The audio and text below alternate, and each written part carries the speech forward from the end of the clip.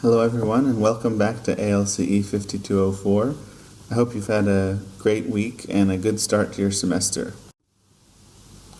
So picking up from last week, I'd first like to thank you all for introducing yourselves. We've got a great group of folks here, lots of representation from Virginia Cooperative Extension, or VCE as you'll hear us referring to it, and some other graduate students and other folks from some different walks of life.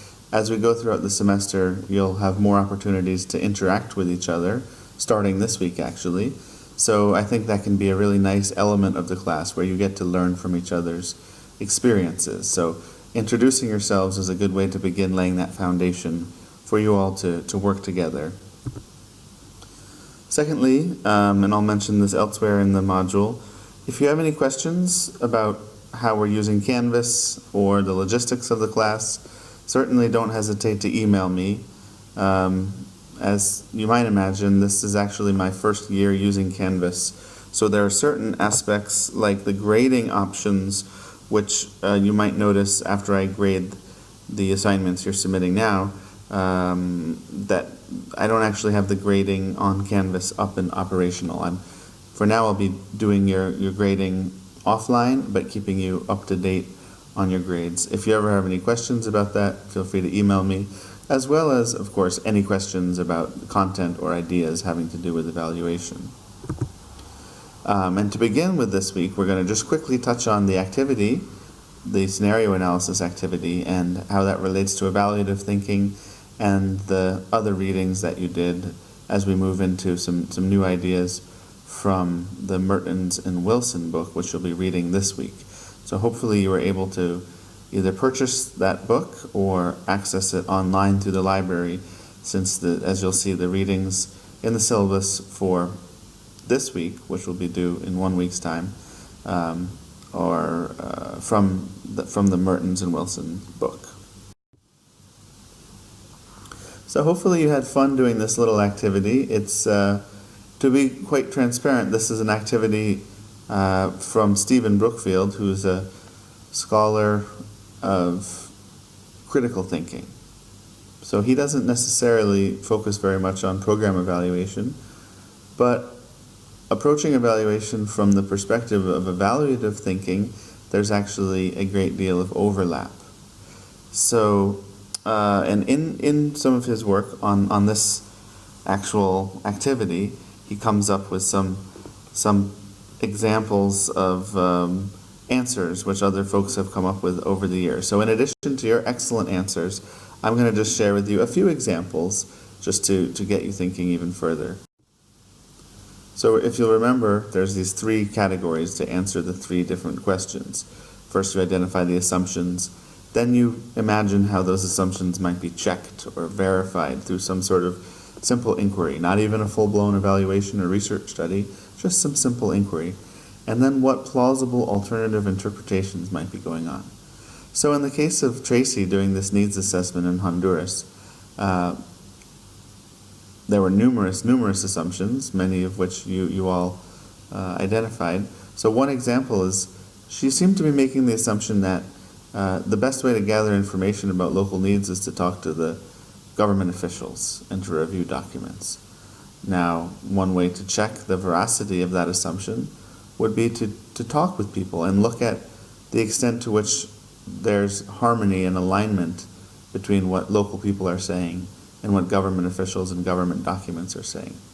And an alternative interpretation might be that, in fact, from a sort of participatory or collaborative standpoint, to truly understand the situation, it would have been best to spend some time actually there, in addition to working with the ministry and government officials. In similar fashion, it was clear by Tracy's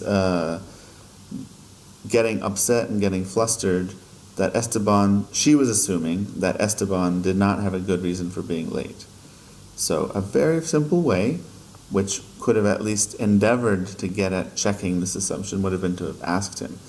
And imagine all of the plausible alternative interpretations or realities that may have been going on for him, such as he had an urgent situation like a sick child, but he didn't think it was professional to bring that up for her, so he never brought that up. So here she is living in one version of reality, he's living in another one, and it's leading to all this clash, this misunderstanding between them, because no one's thinking critically or thinking evaluatively about the assumptions. Putting yourself also in Esteban's shoes yet again, you see that Tracy was probably assuming that, of course, the meeting was planned, the meeting was scheduled, so he should be there on time. Well, what if he actually never received notification that he was supposed to be there? Well, a simple way to check that would be just to ask him, and say, "Oh, really? Oh, okay. You didn't know? Okay. Well, then no harm, no foul. We can move on." Then, and this one I think is really important, and again, these are just 4 examples from among 10 or 11 different possible assumptions. This one's really important, and it will tie into something we're going to talk about much later in the semester, and that is the notion of culturally responsive evaluation. So, whether you're working across town or across the globe, it's important to remember that context matters, positionality matters, and people's cultural assumptions really matter. So Tracy, coming from a US context, and again, I try to tend to avoid broad generalizations in terms of this culture is like that, this culture is like that. But in any case, in this story, Tracy, the so-called expert coming from the US, seems to be of this sort of jump right into business, let's get down to business type of approach to the work. However, the alternative interpretation could be that Esteban is more suited to getting to know someone first and having some interpersonal connection, interpersonal relationship, asking about his day, asking about his life before jumping right down to business. And a way to check this could have been some cultural sensitivity or awareness about how a meeting like this would tend to go in Honduras. In my current position here in Senegal, there's a lot of protocol involved in meetings. So if I go into an evaluation meeting or a program planning meeting and I try to jump right to the content of the meeting, that might actually upset some people, because usually there's some very formal introductions, some formal remarks, thanking various people in the hierarchy of the organization who made the meeting possible, etc.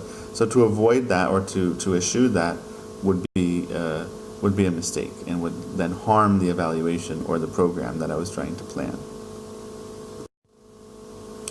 So just right now, in your own mind, pause for a moment and think in what ways in any program that you might be involved with, or multiple programs, either planning the program or evaluating the program, how being an evaluative thinker could help you see clearer and then get to better results. So, and really this evaluative thinking work is equally applicable for program planning as it is for program evaluation. But it could be anything. You plan a program at a given time because you think that's when farmers or mothers or whomever is available, and then they don't show up. Well, start making a list in your head of all of the reasons why they might not be showing up. Is there no bus running right then? Is it maybe they are not showing up because where you advertised the program, they didn't see the advertisement. You hung it up on a flyer at the library, but they're not going to the library. You sent it out over social media, but they're not on social media. There's 101 different reasons why something might be going on. And the very first evaluative act is to think evaluatively about those assumptions going into why something might be happening the way it is.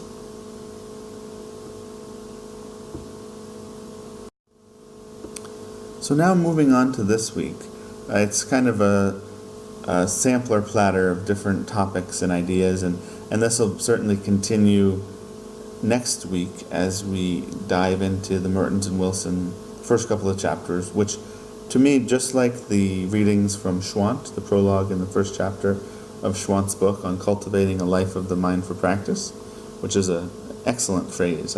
Hopefully you see the connections between cultivating a life of the mind for practice and evaluative thinking. To me, those two really go hand in hand.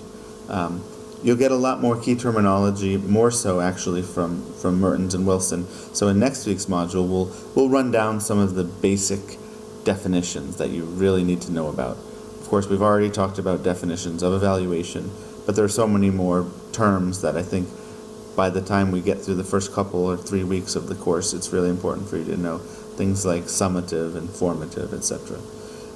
And then also this week we saw from the readings and elsewhere some thoughts about evaluation as a profession. So for instance, the American Evaluation Association guiding principles, ethical standards for being an evaluator in society.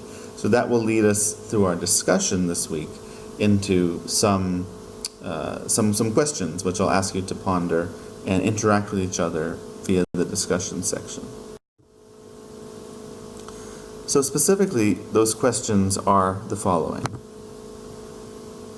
There is, as you see, and as you will no doubt experience pretty much every week as we go throughout the class, there's a great deal of variability in evaluation practice. Is this a good thing, a bad thing, or is it a mixed bag? And I put evaluation there in parentheses because I think some of Schwant's points about variability in practice really could apply to any profession.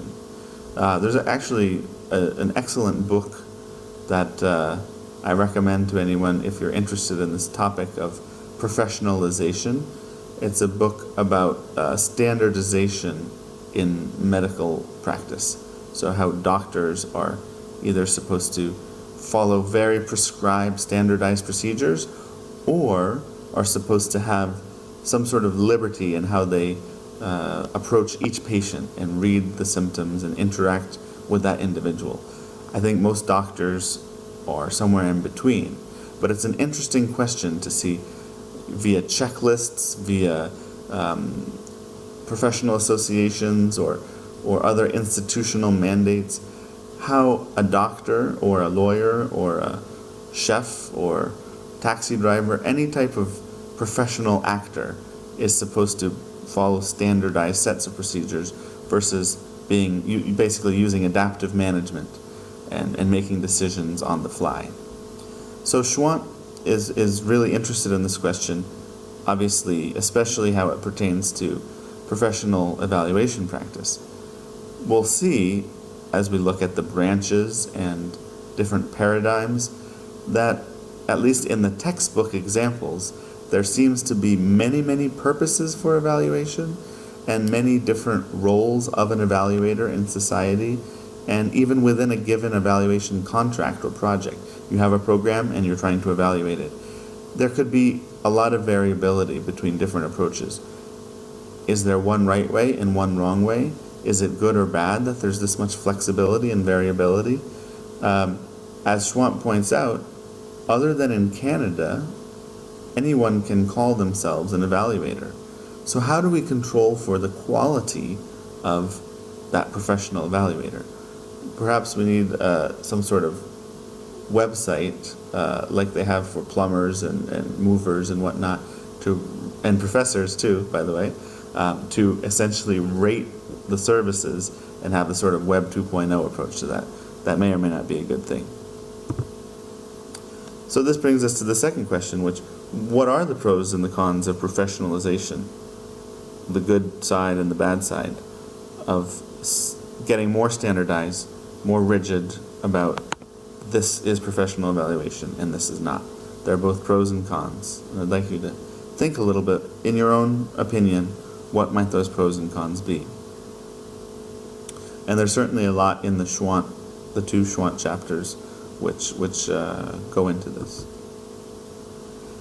Then, and this is certainly something that we will return to many times, but it's brought up in those chapters by Schwant, which is, What are or what should be the role or the roles of values in evaluation? And what do we even mean by values? Schwant is very, very clear that if you look at the word evaluation, you see values in there. The very first sentence of his book is the standard Michael Scriven definition of evaluation.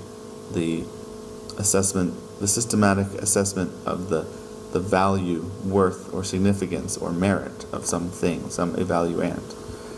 But how do we establish criteria of what counts as value? Value for whom? Value according to what standards? And then getting back to culturally responsive evaluation, there's also cultural values, contextual values, values that might change over time. So if we are a profession, if we want to have a standard approach to evaluating our programs and our organizations and our products, etc., what do we mean by values, and how do those values show up in an evaluation? Then this is getting at some very, very key terminology, and it's mentioned by Schwant, so I thought I'd ask you to consider it if you're interested. What is the difference between monitoring and evaluation? Now, I have to say that in the United States context, which is where most of you work, I know some of you are interested in international work as well, but in the US context, this terminology, monitoring and evaluation, is not very common. Whereas in international development contexts, monitoring and evaluation, or M&E as they say, is the norm. So understanding the difference between those two is very important. And then this is another sort of new direction, if you will, in evaluation, which Schwant mentions. We will come back to this later in the semester and have a reading dedicated uniquely to this topic, because it's a really fascinating concept. And I will give you a little hint too, that this concept of developmental evaluation connects to this week's activity, which is an ethical challenge in evaluation that I'm asking you to read and then respond to. How should the evaluator act, and how could he have acted in that case? And you'll see, hopefully, how it pertains to developmental evaluation.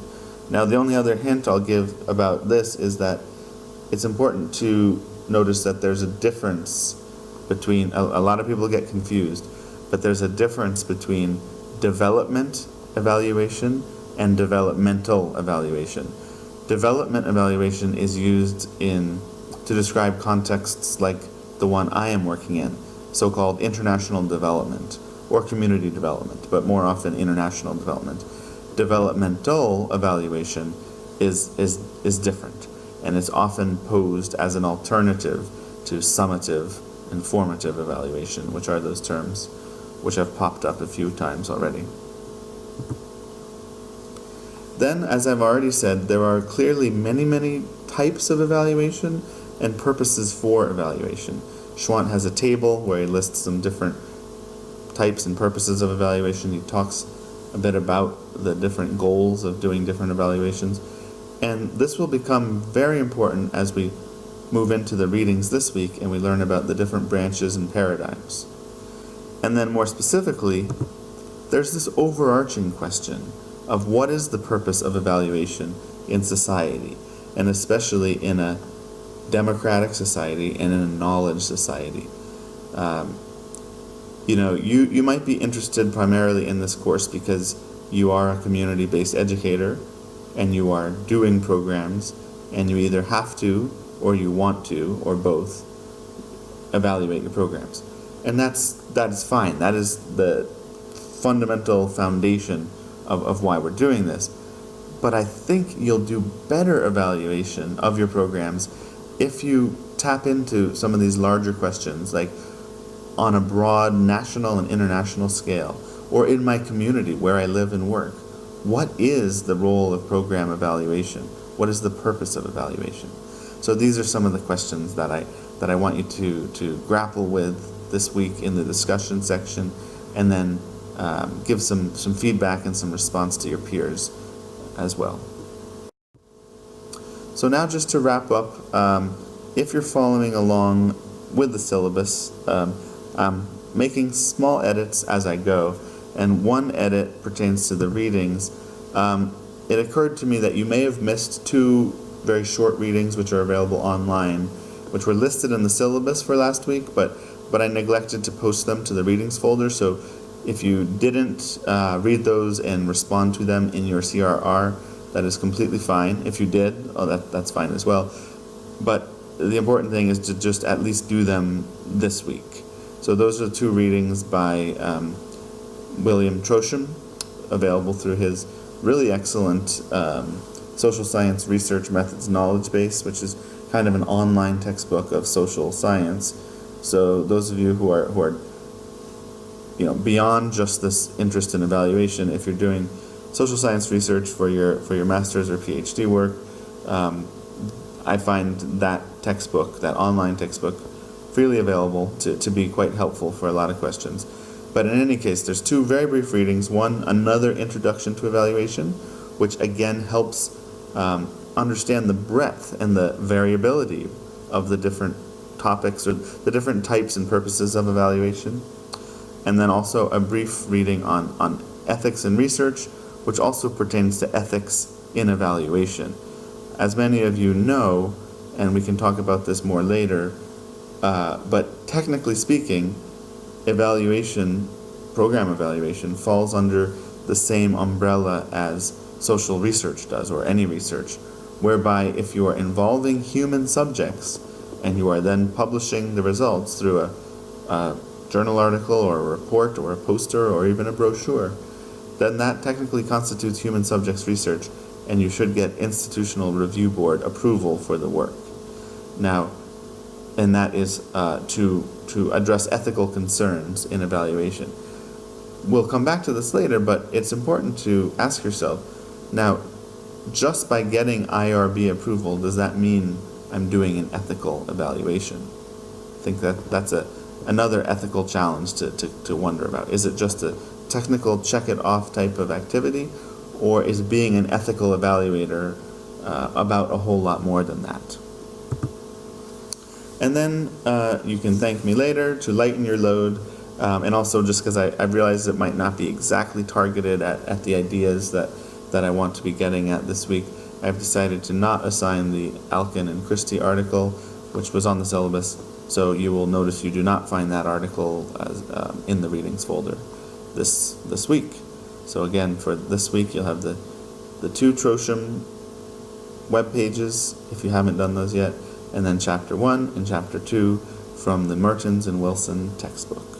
So with that, I thank you, and I wish you a great week, and I look forward to reading and responding to your CRRs and to your assignments. You'll see my comments. I will endeavor to get to those very shortly and give you each independent feedback based on your reading responses, especially in addition to the numerical scale 1 through 5 for your work. All right, thanks, and have a great week.